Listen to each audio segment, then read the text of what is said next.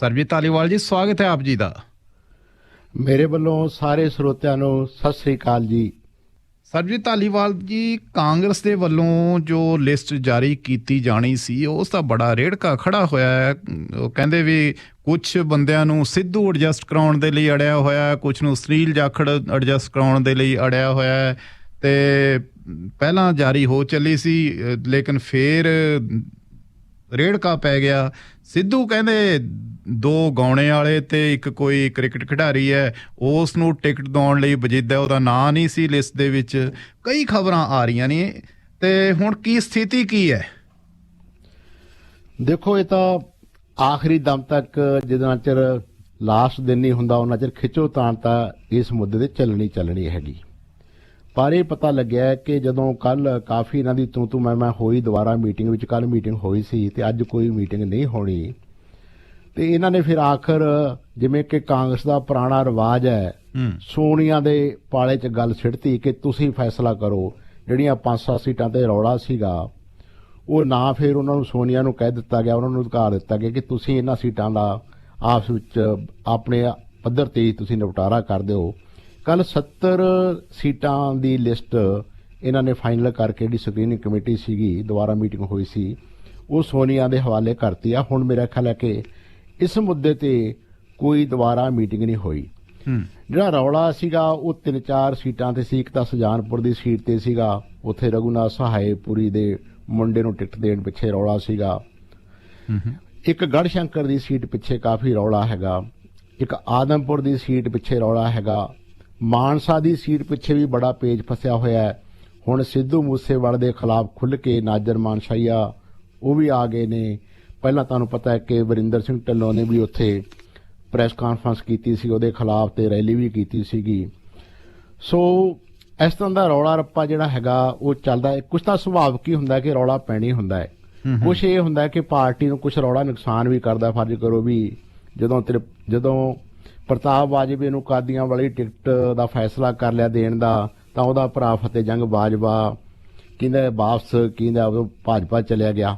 ਸੋ ਇਸ ਤਰ੍ਹਾਂ ਦਾ ਕਈ ਥਾਵਾਂ ਤੇ ਨੁਕਸਾਨ ਵੀ ਹੁੰਦਾ। ਪਰ ਹੁਣ ਇੱਕ ਨਵੀਂ ਖਬਰ ਜਿਹੜੀ ਆ ਰਹੀ ਹੈ ਉਹ ਇਹ ਵੀ ਆ ਰਹੀ ਹੈ ਕਿ ਆਪਣਾ ਫਤਿਹ ਜੰਗ ਬਾਜਵਾ ਕਹਿੰਦਾ ਜੇ ਮੈਨੂੰ ਕਿਤੇ ਹੋਰ ਆਲੇ ਦੁਆਲੇ ਐਡਜਸਟ ਕਰ ਦਿਓਗੇ ਤਾਂ ਮੈਂ ਦੁਬਾਰੇ ਵਾਪਸ ਕਾਂਗਰਸ ਵਿੱਚ ਆਉਣ ਬਾਰੇ ਵੀ ਸੋਚ ਸਕਦਾ। ਇਸ ਤਰ੍ਹਾਂ ਦੀ ਗੱਲ ਵੀ ਕਿਤੇ, ਇਸ ਤਰ੍ਹਾਂ ਦੀ ਚਰਚਾ ਵੀ ਅਖਬਾਰਾਂ ਵਿੱਚ, ਖਬਰਾਂ ਵਿੱਚ ਚੱਲ ਰਹੀ ਹੈ। ਹੋ ਸਕਦਾ ਕਿ ਜਿਵੇਂ ਬਲਵਿੰਦਰ ਲਾਡੀ ਤਾਂ ਵਾਪਸ ਆ ਹੀ ਗਏ ਸੀ, ਜਿਹੜੇ ਫਤਿਹ ਜੰਗ ਬਾਜਵਾ ਨਾਲ ਭਾਜਪਾ 'ਚ ਗਏ ਸੀ 2-3 ਦਿਨਾਂ ਬਾਅਦ ਹੀ ਤਾਂ ਵਾਪਸੀ ਉਹਨਾਂ ਨੇ ਪਾ ਲਈ ਸੀਗੀ। ਸੋ ਇਸ ਤਰ੍ਹਾਂ ਚੱਲ ਰਿਹਾ ਹੈ ਤੇ ਕਾਫੀ ਵਾਦ-ਵਿਵਾਦ ਜਿਹੜਾ ਸੀਗਾ, ਮਤਲਬ ਵੀ ਆਪਣਾ ਡੇਰਾਬੱਸੀ ਦੀ ਸੀਟ ਨੂੰ ਲੈ ਕੇ ਚੱਲ ਰਿਹਾ। ਉੱਥੇ ਦਵਿੰਦਰ ਸਿੰਘ ਢਿੱਲੋਂ ਜਿਹੜੇ ਹੈਗੇ ਨੇ ਉਹ ਉਮੀਦਵਾਰ ਨੇ, ਪਰ ਜਿਹੜੇ ਨਵਜੋਤ ਸਿੱਧੂ ਨੇ ਉਹ ਉੱਥੋਂ ਟਿਕਟ ਦਿਵਾਉਣਾ ਚਾਹੁੰਦੇ ਨੇ ਅਮਿਤ ਬਾਵਾ ਸੈਣੀ ਨੂੰ। 10-12 ਸੀਟਾਂ ਆਈਆਂ ਜਿੱਥੇ ਕਲੇਸ਼ ਪਿਆ ਹੋਇਆ, ਬਾਕੀ ਥਾਵਾਂ ਤੇ ਤਕਰੀਬਨ ਸਹਿਮਤੀ ਹੈਗੀ ਹੈ। ਸੋ ਹੁਣ ਤਾਂ ਸੋਨੀਆ ਦੇ ਪਾਲੇ 'ਚ ਲਿਸਟ ਗੱਲ ਹੈਗੀ। ਸੋਨੀਆ ਗਾਂਧੀ ਕਦੋਂ ਵੀ ਲਿਸਟ ਜਾਰੀ ਕਰ ਸਕਦੇ। ਅੱਜ ਸ਼ਾਮ ਤੱਕ ਸੰਭਾਵਨਾ ਹੈਗੀ ਕਿ ਅੱਜ ਸ਼ਾਮ ਤੱਕ ਲਿਸਟ ਜਾਰੀ ਹੋ ਜਾਏਗੀ, ਕਿਉਂਕਿ ਦਿਨ ਬਹੁਤ ਘੱਟ ਰਹਿ ਗਏ ਨੇ। ਲੋਕਾਂ ਨੇ ਕਾਗਜ਼ ਪੱਤਰ ਵੀ ਤਿਆਰ ਕਰਨੇ ਹੁੰਦੇ ਨੇ। ਅੱਜ ਕੱਲ੍ਹ ਬਹੁਤ ਕੰਪਲੀਕੇਟਡ ਹੈ ਕਾਗਜ਼ ਪੱਤਰ ਤਿਆਰ ਕਰਨ ਦਾ ਕੰਮ ਵੀ। ਰਿਟਰਨਾਂ ਵਗੈਰਾ ਫਾਈਲ ਕਰਨੇ ਹੁੰਦੇ, ਜੇ ਕੋਈ ਪ੍ਰਾਪਰਟੀ ਰਹਿ ਜਾਏ ਜਾਂ ਕੋਈ ਹੋਰ ਬਹੁਤ ਸਾਰੀ ਡਿਟੇਲ ਹੁੰਦੀ ਹੈ ਜਿਹੜੀ ਕਿ ਦੇਣੀ ਹੁੰਦੀ ਹੈ ਕਾਗਜ਼ਾਂ ਵਿੱਚ।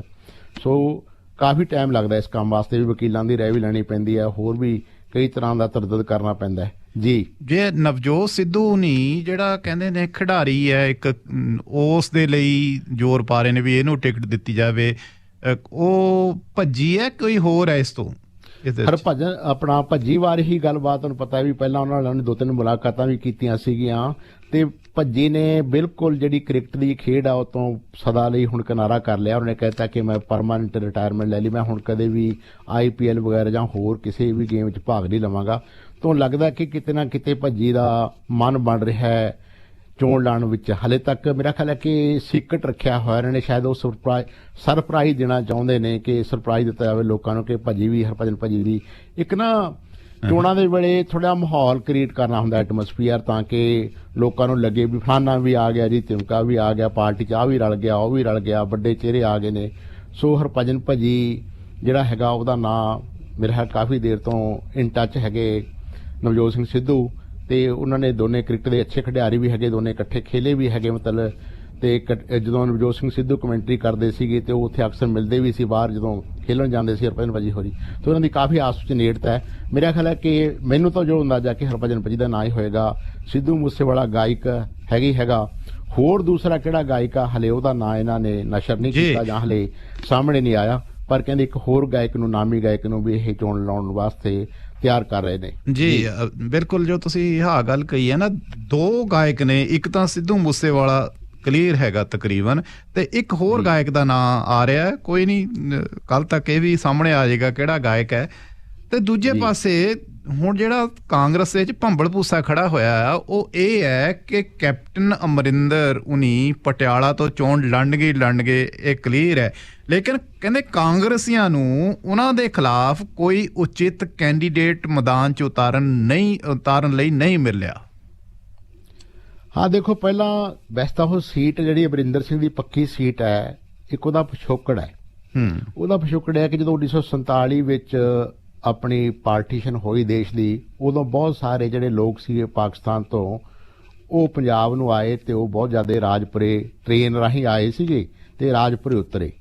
ਤਾਂ ਉਦੋਂ ਮਹਾਰਾਜਾ ਦਾ ਪਟਿਆਲਾ ਸੀਗੇ, ਅਮਰਿੰਦਰ ਦੇ ਫਾਦਰ ਸੀਗੇ, ਉਹਨਾਂ ਨੇ ਫਿਰ ਸਾਰਿਆਂ ਨੂੰ ਪਟਿਆਲੇ ਵਿੱਚ ਤੇ ਰਾਜਪੁਰੇ ਵਿੱਚ ਵਸਾਉਣ ਵਿੱਚ ਉਹਨਾਂ ਦੀ ਬਹੁਤ ਜ਼ਿਆਦਾ ਮਦਦ ਕੀਤੀ। ਉਹਨਾਂ ਨੇ ਕੈਂਪ ਲਾਏ ਬਕਾਇਦਾ, ਉਹਨਾਂ ਨੂੰ ਮਕਾਨ ਬਣਾਉਣ ਵਿੱਚ ਬੜੀ ਮਦਦ ਕੀਤੀ ਪਟਿਆਲੇ ਵਿੱਚ। ਇਸ ਕਰਕੇ ਜਿਹੜੀ ਪਟਿਆਲੇ ਦਾ ਬਹੁਤ ਸਾਰਾ ਭਾਈਚਾਰਾ ਹੈਗਾ ਜਿਹੜਾ ਕਿ ਵੰਡ ਦੇ ਸਮੇਂ ਪਾਕਿਸਤਾਨ ਤੋਂ ਪਟਿਆਲੇ ਆ ਕੇ ਵਸਿਆ, ਉਹ ਉਹਨਾਂ ਦਾ ঋਣੀ ਇੱਕ ਤਰ੍ਹਾਂ ਦਾ। ਹਮੇਸ਼ਾ ਉਹ ਜਿਹੜੇ ਪਟਿਆਲਾ ਪਰਿਵਾਰ ਦੀ ਹੀ ਮਦਦ ਕਰਦੇ ਨੇ ਜਦੋਂ ਵੀ ਅਮਰਿੰਦਰ ਸਿੰਘ ਖੜੇ ਹੁੰਦੇ ਨੇ, ਭਾਵੇਂ ਉਹ ਚੋਣ ਉੱਥੇ ਪ੍ਰਚਾਰ ਕਰਨ ਜਾਂ ਨਾ ਕਰਨ, ਪਰ ਹਮੇਸ਼ਾ ਜਦੋਂ ਵੀ ਅਮਰਿੰਦਰ ਖੜੇ ਹੁੰਦੇ ਨੇ ਤਾਂ ਉਹਨਾਂ ਨੂੰ ਹੀ ਵੋਟਾਂ ਉਹ ਪਾਉਂਦੇ ਨੇ ਜ਼ਿਆਦਾ। ਸੋ ਇਸ ਕਰਕੇ ਕਾਂਗਰਸ ਨੂੰ ਇਹ ਬਹੁਤ ਵੱਡਾ ਡਰ ਹੈ ਕਿ ਉਹਨਾਂ ਦਾ ਇੱਕ ਉੱਥੇ ਬਹੁਤ ਵੱਡਾ ਵੋਟ ਬੈਂਕ ਹੈਗਾ ਅਮਰਿੰਦਰ ਦਾ। ਵੈਸੇ ਵੀ ਅਮਰਿੰਦਰ ਦਾ ਨਾਂ ਹੈਗਾ ਪਟਿਆਲੇ ਵਿੱਚ, ਤੁਹਾਨੂੰ ਪਤਾ ਹੀ ਹੈਗਾ। ਪਰ ਸਰਬਜੀਤ ਧਾਲੀਵਾਲ ਜੀ ਨਾਂ ਹੈਗਾ, ਪਰ ਹੁਣ ਜਿਹੜੀ ਇਸ ਵੇਲੇ ਸਥਿਤੀ ਬਣੀ ਹੋਈ ਹੈ, ਕਿਸ ਤਰ੍ਹਾਂ ਉਹ ਕਾਂਗਰਸ ਛੱਡ ਕੇ ਭਾਜਪਾ ਵੱਲ ਨੂੰ ਝੁਕਾਅ ਕੀਤਾ, ਜਿੱਥੇ ਭਾਜਪੇ ਦਾ ਬੈਨਰ ਪਿੱਛੇ ਆਉਂਦਾ ਲੋਕ ਉਹਨਾਂ ਨੂੰ ਪਸੰਦ ਨਹੀਂ ਕਰਦੇ। ਤੁਹਾਨੂੰ ਯਾਦ ਹੋਵੇਗਾ ਜਦੋਂ ਮਹਾਰਾਣੀ ਪ੍ਰਨੀਤ ਕੌਰ ਨੇ ਪਟਿਆਲਾ ਤੋਂ ਚੋਣ ਲੜੀ ਸੀ, ਉਦੋਂ ਧਰਮਵੀਰ ਗਾਂਧੀ ਨੇ ਉਹਨਾਂ ਨੂੰ ਹਰਾਇਆ ਸੀ ਐਮਪੀ ਦੇ ਲਈ, ਤੇ ਉਹ ਵੀ ਤਾਂ ਇਹੀ ਸੀਟ ਸੀ ਜਿੱਥੋਂ ਅਮਰਿੰਦਰ ਉਹਨਾਂ ਨੇ ਇੱਕ ਦਿਨ ਰਾਤ ਇੱਕ ਕੀਤਾ ਹੋਇਆ ਸੀ ਮਹਾਰਾਣੀ ਨੂੰ ਜਿਤਾਉਣ ਦੇ ਲਈ। ਤੇ ਹੁਣ ਤਾਂ ਸਥਿਤੀ ਉਸ ਤੋਂ ਵੀ ਪਤਲੀ ਹੋ ਗਈ ਲੱਗਦੀ ਹੈ ਇਹਨਾਂ ਦੀ। ਉਦੋਂ ਪਟਿਆਲੇ ਵਿੱਚ ਤਾਂ ਮਹਾਰਾਣੀ ਨੇ ਮੇਰਾ ਖਿਆਲ ਹੈ ਕਿ ਲੀਡ ਕੀਤਾ ਸੀਗਾ ਪਟਿਆਲੇ ਸ਼ਹਿਰ ਵਿੱਚ, ਕਿਉਂਕਿ ਇਹ ਲੋਕਲ ਵਿਧਾਨ ਸਭਾ ਦੀ ਸੀਟ ਆ, ਉਹ ਲੋਕ ਸਭਾ ਦੀ ਸੀਟ ਸੀ। ਉਹਦੇ 'ਚ ਤਾਂ ਕਈ ਹਲਕੇ ਪੈਂਦੇ ਸੀਗੇ। ਆਪਣਾ ਮਹਾਲੀ ਤੋਂ ਲੈ ਕੇ ਆਪਾਂ ਕਹਿ ਸਕਦੇ ਹਾਂ ਕਿ ਆਪਣਾ ਜੀਰਕਪੁਰ ਤੋਂ ਲੈ ਕੇ ਉਹ ਸਮਾਣੇ ਤੱਕ ਜਾ ਪੈਂਦਾ ਸੀ ਇਲਾਕਾ। ਕਾਫੀ ਵੱਡੀ ਸੀਟ ਹੈਗੀ ਉਹਦੇ, ਤਾਂ ਬਹੁਤ 8-9 ਵਿਧਾਨ ਸਭਾ ਦੇ ਹਲਕੇ ਪੈਂਦੇ ਸੀ। ਇਸ ਕਰਕੇ ਉਹਦਾ ਥੋੜਾ ਜਿਹਾ ਵੱਖਰਾ ਸੀਗਾ।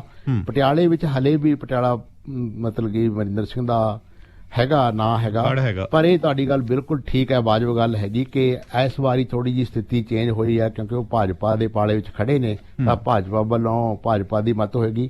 ਪਰ ਪਟਿਆਲੇ ਵਿੱਚ ਭਾਜਪਾ ਦਾ ਐਲੀਮੈਂਟ ਵੀ ਕਾਫੀ ਹੈਗਾ। ਤੁਸੀਂ ਥੋੜੇ ਯਾਦ ਹੋਣਾ ਜਦੋਂ ਪਿਛਲਾ ਸਮਾਂ ਸੀਗਾ ਕਿ ਕਾਫੀ ਦੇਰ ਪਹਿਲਾਂ ਪਟਿਆਲੇ ਵਿੱਚ ਜਿਹੜੀ ਕਈ ਤਰ੍ਹਾਂ ਦੀਆਂ ਫੋਰਸਿਸ ਪਟਿਆਲੇ 'ਚ ਵੀ ਸਰਗਰਮ ਹੋਈਆਂ ਸੀ, ਜਦੋਂ ਪੰਜਾਬ ਵਿੱਚ ਮਾਹੌਲ ਬਹੁਤਾ ਠੀਕ ਨਹੀਂ ਸੀ, ਤਾਂ ਉਦੋਂ ਹਿੰਦੂ ਸ਼ਿਵ ਸੈਨਾ ਤਾਂ ਹੋਰ ਇਸ ਤਰ੍ਹਾਂ ਦੀਆਂ ਜਿਹੜੀਆਂ ਜਥੇਬੰਦੀਆਂ ਸੀਗੀਆਂ ਉਹ ਪਟਿਆਲੇ 'ਚ ਵੀ ਕਾਫੀ ਸਰਗਰਮ ਹੋਈਆਂ ਸੀਗੀਆਂ।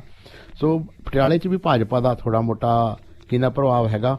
ਪਰ ਕੁੱਲ ਮਿਲਾ ਕੇ ਐਤਕੀ ਜਿੰਨੀ ਤੁਸੀਂ ਕਹਿ ਰਹੇ ਹੋ ਕਿ ਇੰਨੀ ਉਨੀ ਸੌਖਾ ਤਾਂ ਨਹੀਂ ਹੋਏਗਾ ਅਮਰਿੰਦਰ ਸਿੰਘ ਲਈ, ਪਰ ਫਿਰ ਵੀ ਉਹਦੇ ਖਿਲਾਫ ਇਸ ਵੇਲੇ ਕਾਂਗਰਸ ਦਾ ਕੋਈ ਬੰਦਾ ਖੜਨ ਨੂੰ ਮੇਰਾ ਖਿਆਲ ਤਿਆਰ ਨਹੀਂ। ਅਖੀਰ ਜਿਹੜਾ ਤੋੜਾ ਹੈਗਾ ਉਹ ਬਰਮਿੰਦਰਾ ਜਿਹੜੇ ਹੈਗੇ ਨੇ ਉੱਥੋਂ ਦੇ ਪਟਿਆਲਾ ਦੇ ਰਹਿਣ ਵਾਲੇ ਨੇ, ਉਹਨਾਂ ਤੇ ਗਿਰਨਾ ਹੈ। ਉਹਨਾਂ ਨੂੰ ਕਿਹਾ ਜਾਣਾ ਕਿ ਤੁਸੀਂ ਚੁਣਾਵ ਲੜੋ। ਪਰ ਜੀ ਜੋ ਤੁਸੀਂ ਬ੍ਰਹਮਿੰਦਰਾ ਵਾਲੀ ਗੱਲ ਕੀਤੀ ਹੈ, ਦੇਖੋ ਸਿਆਸਤ ਵਿੱਚ ਕੀ ਕੁਛ ਹੋ ਜਾਂਦਾ ਹੈ। ਕਿਸੇ ਵੇਲੇ ਬ੍ਰਹਮਿੰਦਰਾ ਸੱਜੀ ਬਾਂਹ ਸੀ ਕੈਪਟਨ ਅਮਰਿੰਦਰ ਦੀ। ਹਾਂ ਬਿਲਕੁਲ, ਬਰਮਿੰਦਰਾ ਸੱਜੀ ਬਾਂਹ ਵੀ ਰਹੇ ਉਹਨਾਂ ਦੀ, ਬਹੁਤ ਨੇੜੇ ਦੇ ਘਰ ਵੀ ਆਮੋ ਸਾਹਮਣੇ ਮਹਿਲ ਦੇ ਸਾਹਮਣੇ ਘਰ ਹੈ। ਬਿਲਕੁਲ ਮੋਤੀ ਮਹਿਲ ਦੇ ਸਾਹਮਣੇ ਘਰ ਹੈ ਉਹਨਾਂ ਦਾ ਜਮਾਂ ਹੀ। ਹਾਂ, ਪਰ ਬਰਮਿੰਦਰਾ ਦੀ ਮੇਰਾ ਖਿਆਲ ਹੈ ਕਿ ਇੱਕ ਸ਼ਰਤ ਹੈਗੀ ਕਿ ਉਹ ਨਾਲ ਪਟਿਆਲਾ ਦਿਹਾਤੀ ਤੋਂ ਆਪਣੇ ਬੇਟੇ ਨੂੰ ਵੀ ਟਿਕਟ ਦਿਵਾਉਣਾ ਚਾਹੁੰਦੇ ਨੇ। ਉਹ ਕਹਿੰਦੇ ਵੀ ਜੇ ਮੈਨੂੰ ਲੜਾਉਣਾ ਹੈਗਾ ਪਟਿਆਲੇ ਤੋਂ ਅਮਰਿੰਦਰ ਸਿੰਘ ਦੇ ਖਿਲਾਫ ਤਾਂ ਮੈਨੂੰ ਇੱਕ ਟਿਕਟ ਹੋਰ ਵੀ ਦਿਓ।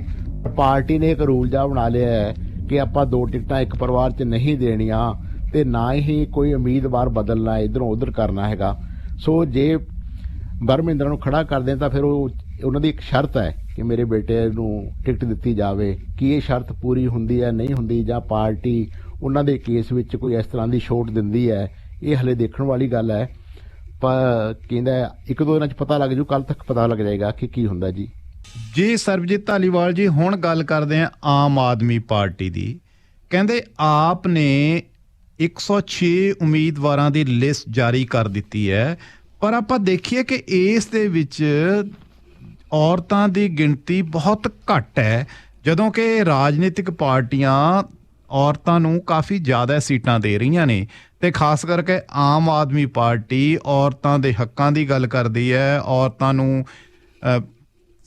ਆਪਣੀ ਸਿਆਸੀ ਪਾਰਟੀ ਦੇ ਵਿੱਚ ਪ੍ਰਤੀਨਿਧਤਾ ਦੇਣ ਦੀ ਗੱਲ ਕਰਦੀ ਹੈ। ਲੇਕਿਨ ਜਿਹੜੇ ਉਮੀਦਵਾਰ ਐਲਾਨੇ ਨੇ ਇਹਨਾਂ ਨੇ, ਕਿੰਨੇ ਕੁ ਔਰਤਾਂ ਖੜੀਆਂ ਨੇ ਇਸ ਦੇ ਵਿੱਚ? ਜੇ ਮੋਟਾ ਜਿਹਾ ਹਿਸਾਬ ਲਾਇਆ ਜਾਵੇ ਜੀ ਆਪਾਂ, ਤਾਂ ਤਕਰੀਬਨ 11% ਬਣਦੀ ਹੈ ਗਿਣਤੀ। ਕਿੱਥੇ ਰੌਲਾ ਪੈਂਦਾ ਸੀ ਕਿ ਔਰਤਾਂ ਨੂੰ 33% ਮਤਲਬ ਪ੍ਰਤੀਨਿਧਤਾ ਮਿਲਣੀ ਚਾਹੀਦੀ ਹੈ ਚੋਣਾਂ ਵਿੱਚ, ਤੇ ਉਹ ਸਾਰੀਆਂ ਪਾਰਟੀਆਂ ਦਾ ਸਟੈਂਡ ਵੀ ਸੀ। ਉਦੋਂ ਭਾਜਪਾ ਅੜੀ ਰਹੀ ਕਾਫੀ ਦੇਰ, ਤੇ ਪਰ ਹਲੇ ਤੱਕ ਮੇਰਾ ਖਿਆਲ ਹੈ ਕਿ ਜਦੋਂ ਅਸਲੀ ਰੂਪ ਵਿੱਚ ਜਾਂ ਪ੍ਰੈਕਟੀਕਲ ਤੌਰ ਤੇ ਕੋਈ ਉਹਨਾਂ ਨੂੰ ਨੁਮਾਇੰਦਗੀ ਦੇਣ ਦੀ ਗੱਲ ਆਉਂਦੀ ਹੈ ਤਾਂ ਸਾਰੀਆਂ ਪਾਰਟੀਆਂ ਇੱਕ ਨਾਰਾ ਕਰ ਲੈਂਦੀਆਂ ਨੇ। ਅਕਾਲੀ ਦਲ ਨੇ ਵੀ ਸੀਟਾਂ ਦਾ ਐਲਾਨ ਕਰਤਾ, ਪਰ ਉਹਨਾਂ ਨੇ ਵੀ ਬਹੁਤੀ ਤਵੱਜੋ ਨਹੀਂ ਦਿੱਤੀ ਔਰਤਾਂ ਵਾਲੇ ਪਾਸੇ, ਬਹੁਤ ਘੱਟ ਔਰਤਾਂ ਨੂੰ ਉਹਨਾਂ ਨੇ ਟਿਕਟਾਂ ਦਿੱਤੀਆਂ ਨੇ। ਇਸੇ ਪ੍ਰਕਾਰ ਜਿਹੜੀ ਆਪਣਾ ਆਮ ਆਦਮੀ ਪਾਰਟੀ ਜਿਹੜੀ ਹੈਗੀ, ਉਹਨੇ ਹੁਣ ਤੱਕ 106 ਨਾਮਾਂ ਦਾ ਐਲਾਨ ਕੀਤਾ ਹੈ। ਉਹਦੇ ਵਿੱਚ ਸਿਰਫ 12 ਹੀ ਔਰਤਾਂ ਨੇ। ਉਹ ਵੀ ਉਹੀ ਔਰਤਾਂ ਹੈਗੀਆਂ ਨੇ ਜਿਹੜੀਆਂ ਕਾਫੀ ਲੰਬੇ ਸਮੇਂ ਤੋਂ ਇਸ ਪਾਰਟੀ 'ਚ ਕੰਮ ਕਰਦੀਆਂ ਆ ਰਹੀਆਂ ਨੇ। ਜਿਵੇਂ ਕਿ ਤਲਵੰਡੀ ਸਾਬੋ ਤੋਂ ਤੁਹਾਨੂੰ ਪਤਾ ਹੀ ਹੈ ਕਿ ਬਲਜਿੰਦਰ ਕੌਰ ਕਾਫੀ ਦੇਰ ਪੁਰਾਣੀ ਹੈ ਉਹਨਾਂ ਦੀ, ਉਹਨੂੰ ਟਿਕਟ ਦਿੱਤੀ ਹੈ।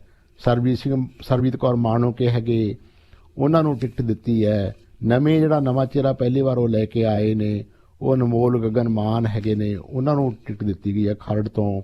ਉਹ ਹੈ ਤਾਂ ਮਾਨਸਾ ਦੇ ਰਹਿਣ ਵਾਲੇ, ਮਾਨਸਾ ਦੇ ਕੋਲੇ ਪਿੰਡ ਹੈ ਉਹਦਾ ਖਿਲਣ, ਉਹਦੇ ਫਾਦਰ ਜੋਧਾ ਮਾਨ ਸੀਗੇ, ਤੇ ਜੋਧਾ ਮਾਨ ਹੈਗੇ ਨੇ, ਤੇ ਉਹਨਾਂ ਨੂੰ ਟਿਕਟ ਦਿੱਤੀ ਗਈ ਹੈ ਖਰੜ ਤੋਂ। ਅੱਜ ਕੱਲ੍ਹ ਮਹਾਲੀ ਰਹਿੰਦੇ ਨੇ ਉਹ ਵੀ। ਸੋ ਨਾਲ ਇੱਕ ਨੀਨਾ ਮਿੱਤਲ ਹੈਗੇ, ਉਹਨਾਂ ਨੂੰ ਟਿਕਟ ਦਿੱਤੀ ਗਈ ਹੈ। ਮਤਲਬ ਕਹਿਣ ਤੋਂ ਭਾਵ ਹੈਗਾ ਕਿ ਭਾਵੇਂ ਪਾਰਟੀਆਂ ਜਿਹੜਾ ਹਮੇਸ਼ਾ ਔਰਤਾਂ ਦੀ ਗੱਲ ਕਰਦੀਆਂ ਨੇ, ਪਰ ਉਹਨਾਂ ਨੂੰ ਨੁਮਾਇੰਦਗੀ ਜੋ ਦੇਣ ਦੀ ਗੱਲ ਹੁੰਦੀ ਹੈ, ਫਿਰ ਸਾਰਾ ਜਿਹੜਾ ਮਰਦ ਪ੍ਰਧਾਨ ਸਮਾਜ ਹੈ ਇੱਕ ਤਰ੍ਹਾਂ ਦਾ, ਉਹੀ ਸਾਹਮਣੇ ਆ ਜਾਂਦਾ ਹੈ। ਉਹ ਜਿਹੜੀ ਮਰਦਾਂ ਜਿਹੜੇ ਹੈਗੇ ਬੰਦੇ, ਉਹ ਮੂਹਰੇ ਲੱਗ ਜਾਂਦੇ ਨੇ ਤੇ ਟਿਕਟਾਂ ਲੈ ਜਾਂਦੇ ਨੇ। ਅੱਜ ਕੱਲ੍ਹ ਪੰਜਾਬ 'ਚ ਤਾਂ ਤੁਹਾਨੂੰ ਪਤਾ ਹੀ ਹੋਣਾ ਕਿ ਜੇ ਘਰ ਵਾਲੀ ਸਰਪੰਚੀ ਜਿੱਤ ਜੇ ਤਾਂ ਸਰਪੰਚੀ ਕਰਦਾ ਘਰ ਵਾਲਾ ਹੀ ਹੈ। ਪੰਜਾਬ 'ਚ ਇਹ ਵੀ ਰਿਵਾਜ ਹੋ ਗਿਆ। ਸੋ ਪਰ ਦੂਜੇ ਪਾਸੇ ਇੱਕ ਖੁਸ਼ੀ ਵਾਲੀ ਗੱਲ ਇਹ ਹੈਗੀ ਕਿ ਜਿਹੜੀ ਮਤਲਬ ਅੱਛੀ ਗੱਲ ਹੈ, ਜਿਹੜੀ ਮੈਨੂੰ ਲੱਗਦਾ ਕਿ ਸਾਨੂੰ ਉਹਦਾ ਨੋਟਿਸ ਵੀ ਲੈਣਾ ਚਾਹੀਦਾ ਹੈ, ਉਹ ਹੋਇਆ ਹੈ ਉੱਤਰ ਪ੍ਰਦੇਸ਼ ਵਿੱਚ। ਉੱਤਰ ਪ੍ਰਦੇਸ਼ ਵਿੱਚ ਪ੍ਰਿੰਕਾ ਗਾਂਧੀ ਨੇ ਐਤਕੀ ਟਿਕਟਾਂ ਬਹੁਤ ਜ਼ਿਆਦਾ ਦਿੱਤੀਆਂ ਨੇ ਔਰਤਾਂ ਨੂੰ।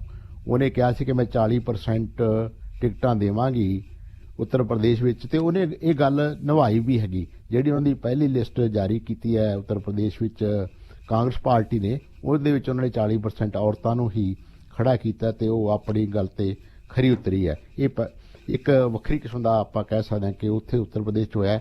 ਪਰ ਪੰਜਾਬ ਵਿੱਚ ਹਮੇਸ਼ਾ ਹੀ ਦੇਖਿਆ ਗਿਆ ਕਿ ਜ਼ਿਆਦਾ ਨੁਮਾਇੰਦਗੀ ਬੰਦਿਆਂ ਨੂੰ ਮਿਲਦੀ ਹੈ, ਔਰਤਾਂ ਨੂੰ ਬਹੁਤ ਘੱਟ ਨੁਮਾਇੰਦਗੀ ਮਿਲਦੀ ਹੈ। ਜਦੋਂ ਕਿ ਇਹ ਵੀ ਗੱਲ ਸੱਚ ਹੈ ਕਿ ਜਿਹੜਾ ਕਿਸਾਨ ਮੋਰਚਾ ਲੱਗਿਆ ਸੀਗਾ ਦਿੱਲੀ ਵਿੱਚ, ਉਹਦੇ ਵਿੱਚ ਜਿਹੜੀ ਔਰਤਾਂ ਦੀ ਸ਼ਮੂਲੀਅਤ ਸੀ, ਮੇਰਾ ਖਿਆਲ ਕਿ ਮਰਦਾਂ ਨਾਲੋਂ ਵੀ ਕਿਤੇ ਵੱਧ ਚੜ੍ਹ ਕੇ ਸੀ। ਔਰਤਾਂ ਨੇ ਬਹੁਤ ਵੱਡਾ ਰੋਲ ਨਿਭਾਇਆ ਉਹਦੇ ਵਿੱਚ, ਬਹੁਤ ਵੱਡੀ ਉਹਦੇ ਵਿੱਚ ਮਤਲਬ ਉਹਨਾਂ ਦੀ ਦੇਣ ਆ ਬਹੁਤ ਵੱਡੀ। ਉਹਨਾਂ ਨੇ ਉੱਥੇ ਸੈਕਰੀਫਾਈਸ ਕੀਤਾ, ਉੱਥੇ ਮੋਰਚੇ 'ਚ ਰਹੀਆਂ ਨੇ। ਪਰ ਇਸ ਦੇ ਬਾਵਜੂਦ ਵੀ ਜੇ ਔਰਤਾਂ ਨੂੰ ਇੰਨੀ ਨੁਮਾਇੰਦਗੀ ਨਹੀਂ ਮਿਲ ਰਹੀ, ਤਾਂ ਇਹ ਮੇਰਾ ਖਿਆਲ ਹੈ ਕਿ ਇੱਕ ਤਰ੍ਹਾਂ ਦਾ ਗਲਤ ਵਰਤਾਰਾ ਹੈ। ਜੀ ਮੀਡੀਆ ਵਾਲੇ ਵੀ ਸਵਾਲ ਪੁੱਛ ਰਹੇ ਨੇ ਕੇਜਰੀਵਾਲ ਨੂੰ, ਜਦੋਂ ਇਹ ਔਰਤਾਂ ਦੇ ਹੱਕਾਂ ਦੀ ਗੱਲ ਕਰਦਾ ਹੈ, ਔਰਤਾਂ ਦੀ ਨੁਮਾਇੰਦਗੀ ਦੀ ਗੱਲ ਕਰਦਾ ਹੈ, ਔਰਤਾਂ ਨੂੰ ਸਹੂਲਤਾਂ ਦੇਣ ਦੀ ਗੱਲ ਕਰਦਾ ਹੈ, ਤੇ ਫਿਰ ਜਦੋਂ ਟਿਕਟਾਂ ਦਿੱਤੀਆਂ ਫਿਰ ਉਹਨਾਂ ਨੂੰ ਔਰਤਾਂ ਦੀ ਸੰਖਿਆ ਨੂੰ ਅੱਖੋਂ ਪਰੋਖੇ ਕਰ ਦਿੱਤਾ ਗਿਆ। ਖੈਰ, ਹੁਣ ਗੱਲ ਕਰਦੇ ਹਾਂ, ਤੁਸੀਂ ਹੁਣੇ ਗੱਲ ਕੀਤੀ ਹੈ ਕਿ ਜਦੋਂ ਕਿਸਾਨ ਮੋਰਚਾ ਲੱਗਿਆ ਹੈ, ਔਰਤਾਂ ਦੀ ਸੰਖਿਆ ਕਾਫੀ ਵੱਧ ਸੀ, ਉਸ ਦੇ ਵਿੱਚ ਬਹੁਤ ਵੱਡਾ ਯੋਗਦਾਨ ਇਸ ਮੋਰਚੇ ਦੀ ਸਫਲਤਾ ਦੇ ਪਿੱਛੇ ਔਰਤਾਂ ਦਾ ਰਿਹਾ ਹੈ। ਹੁਣ ਕਿਸਾਨਾਂ ਦੀ ਜਿਹੜੀ ਪਾਰਟੀ ਹੈ, ਇਸ ਦੀ ਮੀਟਿੰਗ ਕਹਿੰਦੇ ਦਿੱਲੀ ਹੋ ਰਹੀ ਹੈ, ਤੇ ਕੁਝ ਲਿਸਟਾਂ ਵੀ ਜਾਰੀ ਹੋਣੀਆਂ ਨੇ, ਤੇ ਅੰਦਰੋਂ ਇਹ ਵੀ ਕਨਸੂਆਂ ਮਿਲਣੀਆਂ ਨੇ, ਤੇ ਹੋ ਸਕਦਾ ਹੈ ਬਾਕੀ ਕਿਸਾਨ ਜਥੇਬੰਦੀਆਂ ਵੀ ਸਹਿਮਤੀ ਪ੍ਰਗਟ ਕਰ ਦੇਣ ਕਿਸਾਨਾਂ ਦੀ ਹਮਾਇਤ ਕਰਨ ਦੇ ਲਈ। ਹਾਲਾਂਕਿ ਕੁਝ ਇੱਕ ਜਥੇਬੰਦੀਆਂ ਸ਼ਰੇਆਮ ਬਿਆਨ ਦੇ ਰਹੀਆਂ ਨੇ ਕਿ ਨਹੀਂ ਅਸੀਂ ਹਮਾਇਤ ਨਹੀਂ ਕਰਨੀ, ਪਰ ਕਨਸੂਆਂ ਇਹ ਵੀ ਮਿਲ ਰਹੀਆਂ ਨੇ ਕਿ ਜਿਹੜੀਆਂ ਦੂਜੀ ਸਿਆਸੀ ਪਾਰਟੀਆਂ, ਚਾਹੇ ਬੀਜੇਪੀ ਹੋਵੇ, ਚਾਹੇ ਕਾਂਗਰਸ ਹੋਵੇ, ਚਾਹੇ ਅਕਾਲੀ ਦਲ ਹੋਣ, ਉਹਨਾਂ ਨੂੰ ਵੀ ਕਹਿੰਦੇ ਇਸ ਮੀਟਿੰਗ ਤੇ ਨਿਗਾਹਾਂ ਨੇ ਵਕਤ ਪਿਆ ਹੋਇਆ ਹੈ। ਕਿਤੇ ਜੇ ਕਿਸਾਨ ਜਥੇਬੰਦੀਆਂ ਇੱਕ ਮੰਚ ਤੇ ਆ ਗਈਆਂ ਤਾਂ ਬਾਜੀ ਕਿਸੇ ਪਾਸੇ ਵੀ ਜਾ ਸਕਦੀ ਹੈ। ਜੀ ਦੇਖੋ ਜੀ, ਕਾਫੀ ਖੜਕੇ ਦੜਕੇ ਵਾਲੀ ਮੀਟਿੰਗ ਅੱਜ ਹੋਏਗੀ, ਮੇਰਾ ਖਿਆਲ ਹੈ ਦਿੱਲੀ ਵਿੱਚ ਹੋਣੀ ਹੈ ਇਹ। ਉੱਥੇ ਇੱਕ ਜਾਰੀਆ ਟਾਈਲ ਦਾ ਇੱਕ ਦਫ਼ਤਰ ਹੈਗਾ, ਹਮੇਸ਼ਾ ਜਿਹੜਾ ਸੰਯੁਕਤ ਕਿਸਾਨ ਮੋਰਚੇ ਦੀ ਮੀਟਿੰਗ ਹੁੰਦੀ ਹੈ ਉੱਥੇ ਹੁੰਦੀ ਹੈ। ਕੱਲ ਉਹਨਾਂ ਦੀ ਕੋਰ ਕਮੇਟੀ ਦੀ ਮੀਟਿੰਗ ਸੀਗੀ ਤੇ ਅੱਜ ਉਹਨਾਂ ਦੀ ਵੱਡੀ ਮੀਟਿੰਗ ਆ ਜਿਹਦੇ ਵਿੱਚ ਸਾਰੀਆਂ ਜਥੇਬੰਦੀਆਂ ਜਾਣਗੀਆਂ। ਪਹਿਲਾਂ ਤਾਂ 2-3 ਮਸਲੇ ਹੈਗੇ ਨੇ ਜਿਹੜੇ ਕਿ ਉਹਦੇ 'ਚ ਇਹ ਵਿਚਾਰੇ ਜਾਣਗੇ। ਇੱਕ ਤਾਂ MSP ਬਾਰੇ ਕਮੇਟੀ ਬਣਨੀ ਸੀਗੀ, ਉਹ ਹਲੇ ਤੱਕ ਕਮੇਟੀ ਜਿਹੜੀ ਹੈਗੀ ਆ ਹੋਂਦ ਵਿੱਚ ਨਹੀਂ ਆਈ। ਉਹਦੇ ਬਾਰੇ ਹਾਲਾਂਕਿ ਸਰਕਾਰ ਨੇ ਕਿਸਾਨਾਂ ਤੋਂ ਨਾਮ ਵਗੈਰਾ ਲੈ ਲਏ ਸੀ, ਪਰ ਉਹਦਾ ਨੋਟੀਫਿਕੇਸ਼ਨ ਜਾਰੀ ਅਜੇ ਤੱਕ ਨਹੀਂ ਹੋਇਆ। ਕੀ ਚੋਣ ਜ਼ਾਬਤੇ ਦੇ ਦੌਰਾਨ ਨੋਟੀਫਿਕੇਸ਼ਨ ਜਾਰੀ ਹੋ ਸਕਦਾ ਜਾਂ ਨਹੀਂ ਹੋ ਸਕਦਾ, ਇਹ ਵੀ ਆਪਣੇ ਆਪ ਵਿੱਚ ਇੱਕ ਕਾਨੂੰਨੀ ਨੁਕਤਾ ਹੈਗਾ, ਕਿਉਂਕਿ ਕੁਝ ਪਾਰਟੀਆਂ ਇਸ ਤੇ ਇਤਰਾਜ਼ ਕਰ ਸਕਦੀਆਂ ਨੇ ਕਿ ਕੇਂਦਰ ਸਰਕਾਰ ਨੇ ਨੋਟੀਫਿਕੇਸ਼ਨ ਹੁਣ ਜਾਰੀ ਕੀਤਾ ਹੈ, ਜਦੋਂ ਚੁਣਾਵ ਚੱਲ ਰਹੇ ਨੇ ਤੇ ਇਹ ਕਿਸਾਨ ਨੂੰ ਖੁਸ਼ ਕਰਨ ਲਈ ਕੀਤਾ, ਤਾਂ ਇਸ ਕਰਕੇ ਕਈ ਤਰ੍ਹਾਂ ਦੇ ਇਹਦੇ ਵਿੱਚ ਮਤਲਬ ਕਾਨੂੰਨੀ ਜਾਂ ਇੱਕ ਹੋ ਸਕਦਾ ਕਿ ਇਲੈਕਸ਼ਨ ਕਮਿਸ਼ਨ ਆਫ ਇੰਡੀਆ ਤੋਂ ਜੇ ਨੋਟੀਫਿਕੇਸ਼ਨ ਜਾਰੀ ਕਰਨਾ ਤਾਂ ਉਹਦੇ ਬਾਰੇ ਇਜਾਜ਼ਤ ਵੀ ਲੈਣੀ ਪਵੇ, ਪੁੱਛਣਾ ਵੀ ਪਵੇ।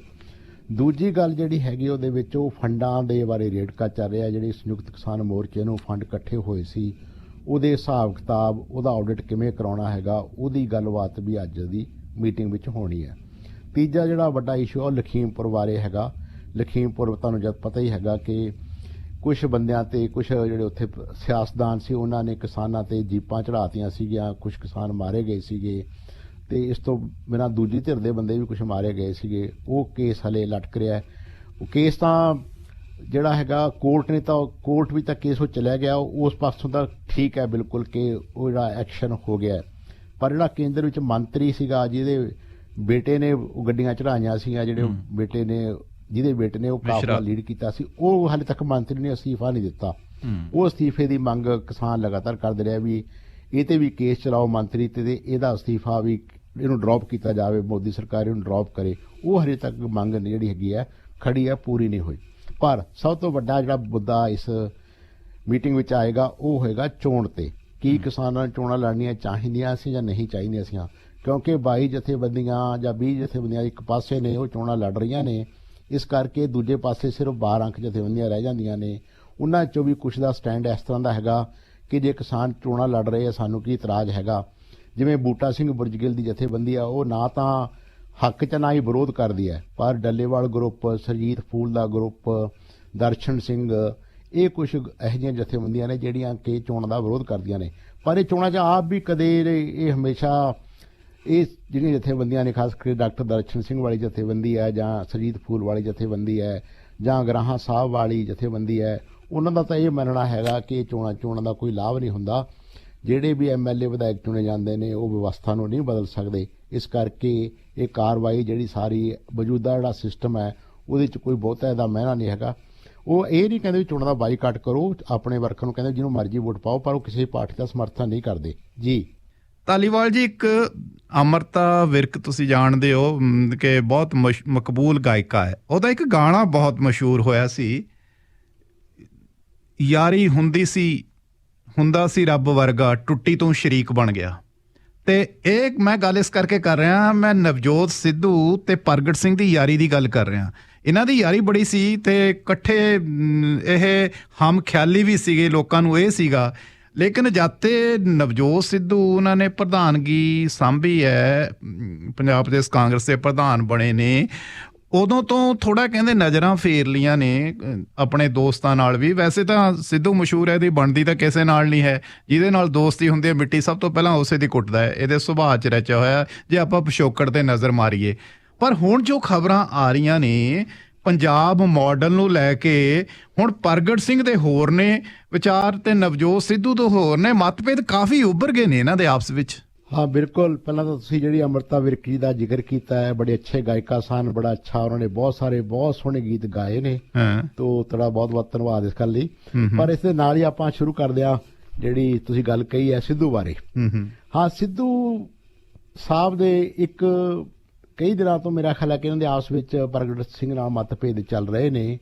ਇੱਕ ਤਾਂ ਸਿੱਧੂ ਸਾਹਿਬ ਬਾਰ-ਬਾਰ ਪੰਜਾਬ ਮਾਡਲ ਦੀ ਗੱਲ ਕਰ ਦਿੰਦੇ ਨੇ ਜਾਂ ਕੋਈ ਨਾ ਕੋਈ ਇਸ ਤਰ੍ਹਾਂ ਦੀ ਮਤਲਬ ਗੱਲ ਕਰਦੇ ਨੇ ਜਿਹਦੇ ਨਾਲ ਪਾਰਟੀ ਵਿੱਚ ਵਿਵਾਦ ਖੜਾ ਹੋ ਜਾਂਦਾ ਹੈ। ਜਿਵੇਂ ਫਰਜ਼ੋਂ ਕਹਿ ਰਹੇ ਸੀਗੇ ਕਿ ਮੁੱਖ ਮੰਤਰੀ ਦਾ ਚਿਹਰਾ ਲਾਣੋ ਜੀ, ਮੇਰਾ ਮਾਡਲ ਆਪਣਾ ਮਾਡਲ ਹੈਗਾ, ਤੇ ਉਸ ਤੋਂ ਫਿਰ ਦੂਸਰੇ ਪਾਰਟੀ ਦੇ ਜਿਹੜੇ ਨੇਤਾ ਹੈਗੇ ਨੇ ਉਹ ਇਸ ਗੱਲ ਤੋਂ ਖਿੱਚਦੇ ਨੇ ਕਿ ਸਿੱਧੂ ਆਪਣਾ ਹੀ ਰਾਗ ਲਾਪੀ ਜਾਂਦਾ, ਉਹ ਕਾਂਗਰਸ ਦੀ ਗੱਲ ਨਹੀਂ ਕਰਦਾ, ਤੇ ਉਹ ਆਪਣੀ ਵੱਖਰੀ ਇੱਕ ਪੋਜੀਸ਼ਨ ਲੈ ਕੇ ਚੱਲ ਰਿਹਾ।